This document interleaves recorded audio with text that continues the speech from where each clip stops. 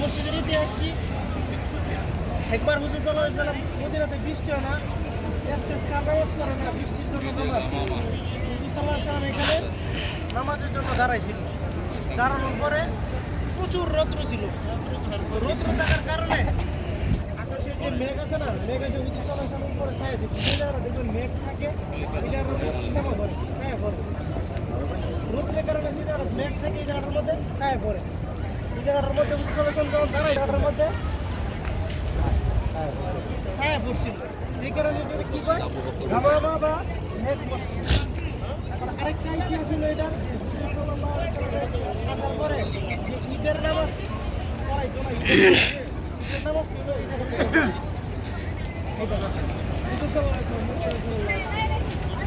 এরপরে আরেকটা বাদশার নাম আমরা সবাই শুনছি, হুজুর বিশেষ করে বাদশাহ নাজ্জাশী। হুজুর বাদশাহ নাজ্জাশী আছিল না? নাজ্জাশী মারা গেছিল। মারা গেছিল বাদশাহ নাজ্জাশী কিন্তু অন্য এলাকা, এখানে না, আবিসিনিয়া। আবিসিনিয়া থেকে বর্তমান সম্ভবত ইরাকের দিকে পড়ে। তো আবিসিনিয়া যে বাদশা ছিল, বাদশাহ নাজ্জাশী আমার ইসলামের একটা বড় একটা ত্যাগ করছে বা ইসলামের অনেক সাহায্য করছে। উনি যখন মারা যায় আবিসিনিয়াতে, তখন হুজুর সাল্লাল্লাহু আলাইহি সাল্লাম মানে এটা হলো মঠটা অনেক দুর্বল, কিন্তু হুজুর সাল্লাল্লাহু আলাইহি সাল্লাম গায়েবী জানাজা পড়ছিল জীবনে একবার। মঠটা মানে কারো কারো মতে এইখানে, কারো কারো মতে এইদিকে, কিন্তু এখানেই মানে মদিনাতে হুজুর সাল্লাল্লাহু আলাইহি সাল্লাম গায়েবী জানাজা করে। এরা উদাহরণ দিতে নেয়, হুজুর সাল্লাল্লাহু আলাইহি সাল্লাম এই একবারে করছিল গায়েবী জানাজা আবিসিনিয়া যে বাদশা আছে নাজ্জাশী। এই কারণে বর্তমানে লোকা গায়েবী জানাজা যারা করে এটা দিয়ে দলিল দেয়। না না জানাজা নামাজ একবার শুধু, আরো বড় বড় সাহাবায়ে কেরাম মরছে না, কিন্তু কারো গায়েবী জানাজা হুজুর সাল্লাল্লাহু আলাইহি সাল্লাম পড়ে না। একমাত্র বাদশা নাজ্জাশী গায়েবী জানাজা হুজুর সাল্লাল্লাহু আলাইহি সাল্লাম পড়ছিল, কারণ ওনার মৃত্যুতে হুজুর সাল্লাল্লাহু আলাইহি সাল্লাম অনেক কষ্ট হয়েছিল। কারণ ইসলাম কিন্তু আমরা যে সুজা বাদে মুসলমান, মুসলমান যত সহজে ফেলছি, আগে কিন্তু ইসলামটা অত সহজ ছিল না। গোপনে গোপনে গোপনে দাওয়াত দেওয়া লাগছে, হ্যাঁ, প্রচার করতে করতে।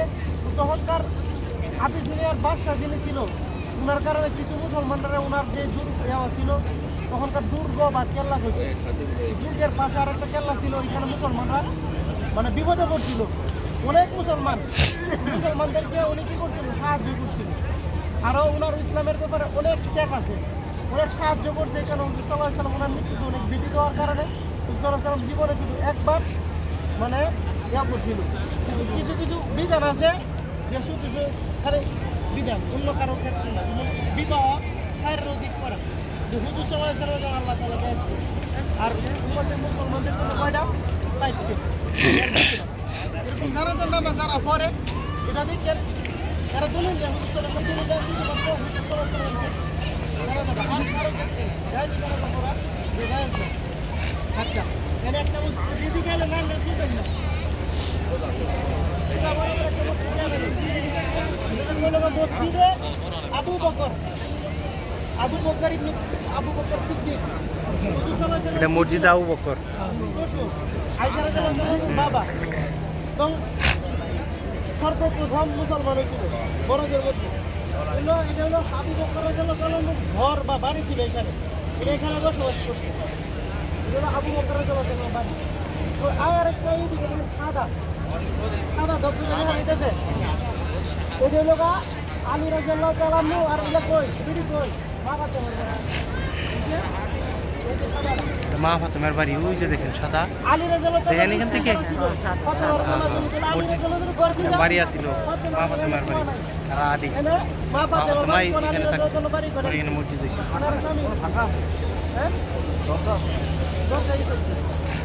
এরপরে এখানে আরেকটা জিনিস আমি আরেকজনে বলতে পারে যে আপনারা কেরে আসরের পরে কবুতর পরে দেখছেন আলী ওইটা বলো, আপনারা অনেকে মত দিছিল এসার পরে, মানে এসার পরে কেরে আনছেন, এটার একটা রিজন বা কারণ আছে।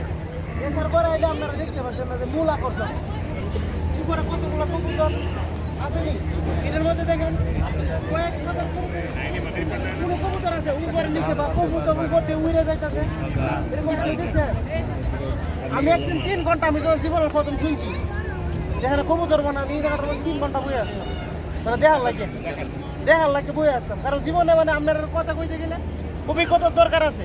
আমি 3 ঘন্টা বই রিজার পর আরো কয়েকটা বার আইছি দেখছি না, মানে এরকমই এখানে কোনো সময় কবুতর পায় না। এটার কারণ কি? আলী রাজাল্লাহ কি আছিল, অনেক শক্তিশালী ছিল এবং রাগী মানুষ ছিল, গরম মানুষ। ওনার যে গরম আস্তর করে ওনার ঘরের মধ্যে আছে। এরপর সামনে আছে উমর রাজাল্লাহ ঘর আছে সামনে, এখানেও বয় না। উসমানের জন্য ঘর, উসমানের জন্য ঠান্ডা ছিল। উমর রাজাল্লাহ কথা তো সবাই জানে। উমর রাজাল্লাহ যখন হিজরত করে মক্কা থেকে মদিনায় আসে, রাগীর জন্য এটা বাস্তবতা দেখেন। উমর রাজাল্লাহ যখন মক্কা থেকে মদিনায় হিজরত করে আসে, এখনো বাস্তব প্রমাণ এখানে। উমর রাজাল্লাহ কেমন পাওয়ারফুল লোক ছিল সবাই কোন